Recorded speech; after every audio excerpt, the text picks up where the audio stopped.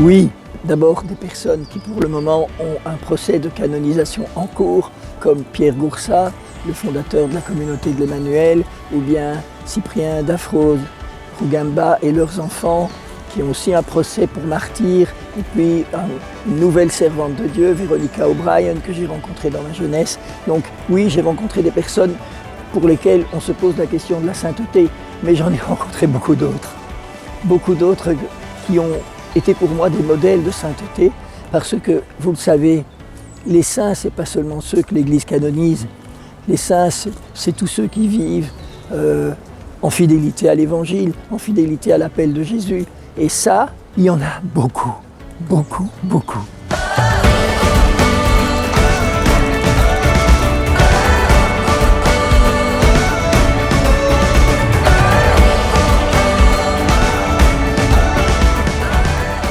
Alors, la Toussaint, c'est la fête de tous les saints. Il ne faudrait pas croire que c'est une espèce de récapitulation de la fête de tous les saints qu'on a fêtée pendant l'année. Parce que ceux-là, ils ont déjà été fêtés. Alors vous savez, vous connaissez le soldat inconnu. Le soldat inconnu, c'est une idée qui a jailli après la Première Guerre mondiale, de se dire il y a tellement de soldats qui sont morts et qu'on ne connaît pas. Alors on va en prendre un au milieu d'eux et on va l'honorer au nom de tous. Eh bien, la Toussaint, c'est ça. C'est la fête de tous les saints qui ne sont pas honorés les autres jours de l'année. Et l'idée aussi, c'est de dire, il n'y a pas que cette sainteté glorieuse sur les autels avec des statues, mais que c'est ma vocation, c'est votre vocation d'aller au ciel et de devenir des grands saints. Alors, quand on va arriver au ciel, on va avoir des surprises extraordinaires. Moi, je suis impatient d'y aller. Parce que on va découvrir, par exemple, ce que le pape François appelle le saint de la porte d'à côté. On peut vivre et avoir un voisin qu'on ne connaît presque pas. Et au ciel, on va découvrir que c'est un saint extraordinaire, rayonnant, qui sera glorifié par le Seigneur. Et donc, on va découvrir la sainteté des petites âmes, la sainteté des inconnus, de ceux qui ont vécu une vie normale. Mais vous savez qu'un chrétien normal, c'est un saint. Alors, on verra aussi que la sainteté n'est pas seulement à l'intérieur de l'Église catholique. Il y a aussi des saints en dehors, puisque au Concile, par exemple, les pères du Concile ont bien reconnu qu'on peut être sauvé en dehors de l'Église, et toujours par le Christ et par les moyens que Dieu seul connaît. Mais ça va être une surprise géniale. Hein? Vous devriez tous être impatients d'aller au ciel. La sainteté, c'est notre appel baptismal. Et j'aime beaucoup cette phrase du cardinal Sunens. Un jour qu'on l'interviewait, c'était mon cardinal à l'époque quand j'étais jeune. Et un jour qu'on lui interviewait, on lui demandait « Mais c'est quoi un saint ?» Et il a répondu « Mais un saint, c'est un chrétien normal. » Donc en fait, la normalité, c'est la sainteté. Si vous n'êtes pas saint, c'est que vous êtes anormaux. C'est-à-dire que vous ne vivez pas la vie de votre baptême. Et c'est cette vie-là à laquelle on est appelé. Et ça, c'est génial.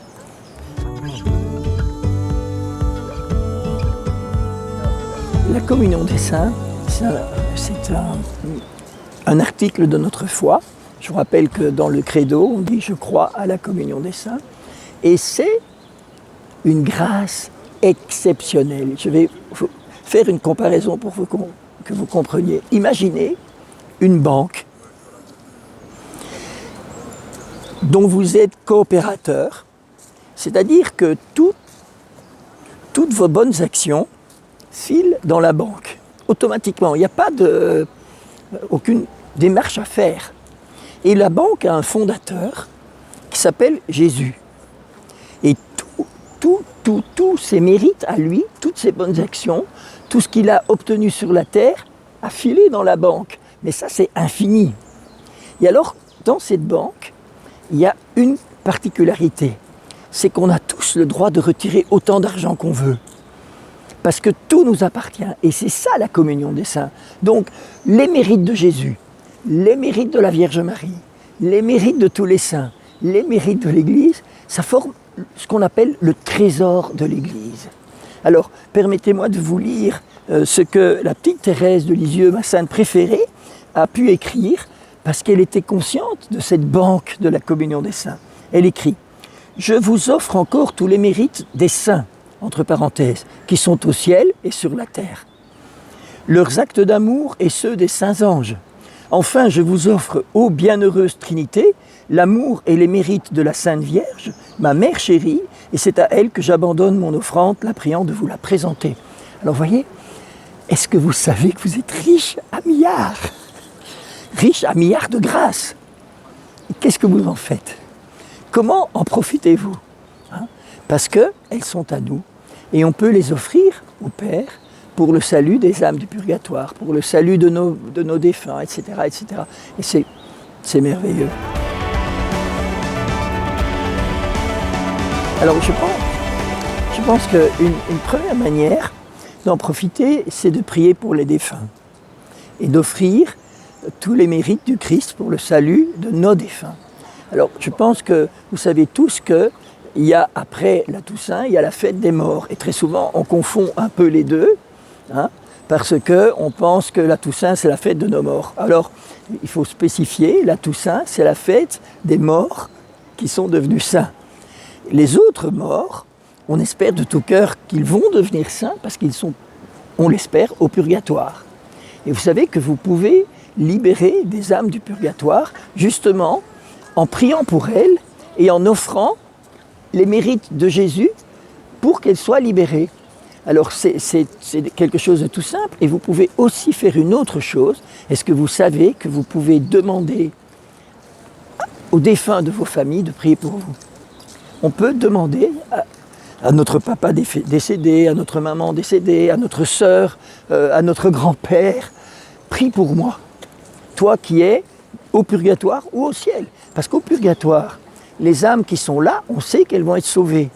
Elles attendent simplement d'être purifiées pour entrer dans la vision béatifique. Elles ne peuvent pas prier pour elles, mais elles peuvent prier pour nous.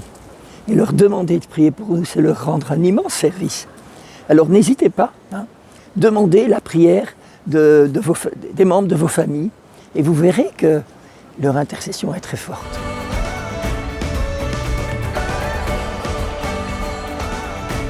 C'est un acte de foi. Alors, je peux vous dire quelque chose qui, moi, a transformé ma vie. C'est que l'Église propose des indulgences, et des indulgences plénières. L'indulgence plénière, c'est une grâce qu'on peut demander, et si on la reçoit pour nous, ça veut dire qu'au moment où on la reçoit, si on mourait, on irait directement au ciel. Mais on a une autre possibilité, c'est d'offrir l'indulgence plénière pour un défunt.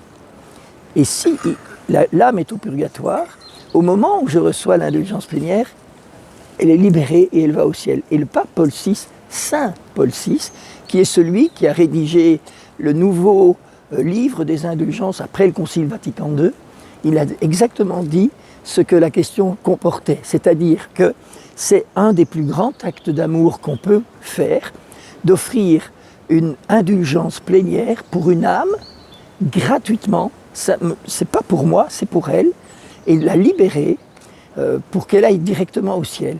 Alors pour recevoir une indulgence, il y a des conditions évidemment, mais qui sont des petites conditions comparées au résultat final. Alors il y a des lieux indulgenciers où on peut aller, par exemple pendant l'année sainte on peut passer sous une porte sainte et ainsi de suite, mais aussi par exemple 30 minutes d'adoration devant le Saint-Sacrement ou 30 minutes de lecture de la Bible permet de demander l'indulgence. Et puis il y a les autres conditions, je vous les donne. Première condition, participer à l'Eucharistie et communier. Deuxième condition, se confesser. Troisième condition, prier aux intentions du Saint-Père. Et la quatrième condition est la plus difficile. Avoir le sincère regret de ses péchés. Alors, c'est quelque chose de difficile, on peut le demander à Jésus. Donne-le-moi ce sincère regret. Et alors, vous offrez, vous dites à Jésus, voilà, je t'offre cette indulgence pour mon grand-père, pour ma maman qui vient de mourir, etc. Et quand vous arriverez au ciel, vous allez voir tout le bien que vous aurez fait gratuitement en offrant ces petits sacrifices de rien du tout.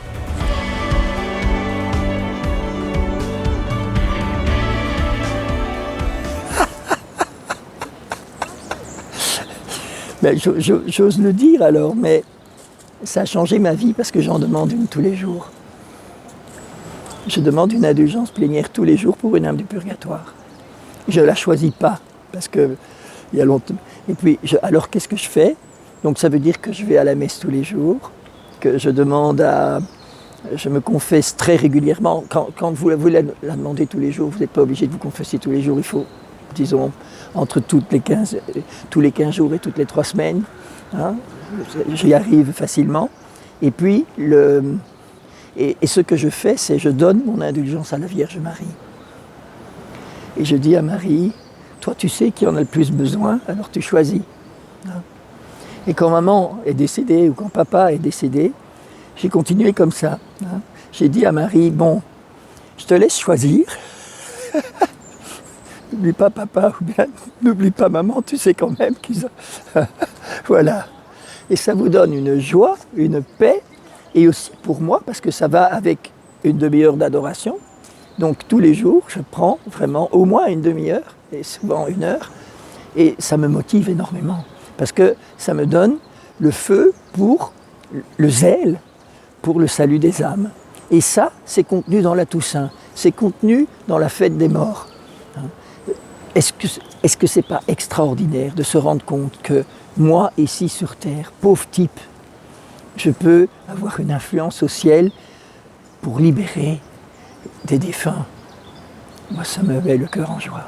C'est certainement gagnant-gagnant. Et un jour, parce que je racontais ça à un de mes enfants, et alors il m'a dit, papa, toi quand tu vas arriver au ciel, il va y avoir une foule qui va t'attendre.